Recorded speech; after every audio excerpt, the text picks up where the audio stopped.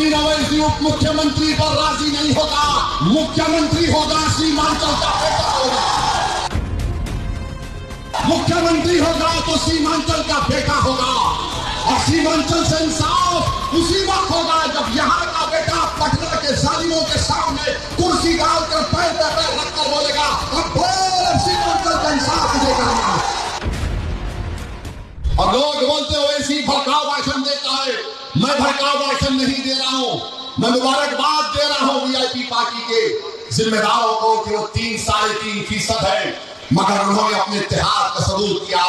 17% अल्पसंख्यक समाज मुसलमान है, बिहार में सबसे बड़ा समाज है, मगर आज आप देख लीजिए कि किसी के मुंह में जबान तो है मगर बोलने की जरूरत नहीं है। बोलने की जरूरत नहीं है। तेजस्वी के बाजू बैठकर वीआईपी का लीडर कहता है कि अब की बार मल्लाह का बेटा उप मुख्यमंत्री बनेगा।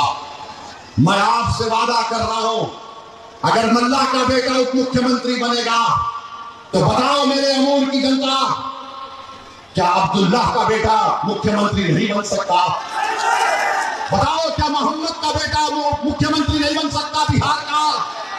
क्या अबू बकर का बेटा मुख्यमंत्री नहीं बन सकता? क्या फातिमा का बेटा मुख्यमंत्री नहीं बन सकता? तो ये लड़ाई मुख्यमंत्री बनाने की है।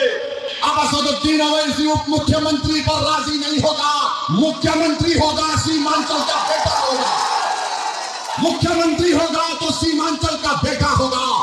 और सीमांचल से इंसाफ उसी वक्त होगा जब यहाँ का बेटा पटना के जालिमों के सामने कुर्सी डालकर पैर पे पैर रखकर बोलेगा, अब बोल सीमांचल का इंसाफ मुझे करना। ये ताकत आपको देना है, ये ताकत आपको अपने वोट के जरिए देना है। देंगे ताकत आप, वोट पड़ेगा सीमांचल के नाम पर वोट देना है।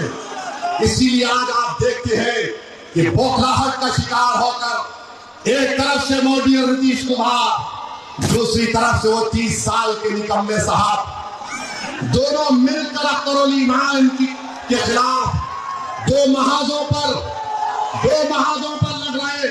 मैं एक तरफ कहूंगा, फिर से कह रहा हूं, मेरे भाई असबियत का वक्त नहीं है, इत्तेहाद का वक्त है। याद रखो, तुम्हारी शनाख्त सुरजापुरी भी है, तुम्हारी शनाख्त तुलैया भी है, तुम्हारी शनाख्त शेरशाहबादी भी है।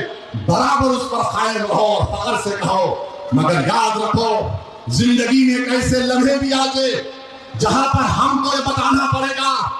अगर कोई कहता है कि ओवैसी हैदराबाद से आया, मुझे आज किसी ने पूछा इसका क्या जवाब दे, मैंने कहा उसका एक ही जवाब दे भाई, तू उसको बोल हाँ हैदराबाद से आया, मगर मेरा उसका रिश्ता ये है, वो रिश्ता जिसको रब्बे करीम ने कलमे की बुनियाद पर कायम किया, जो खून के रिश्ते से बढ़कर है।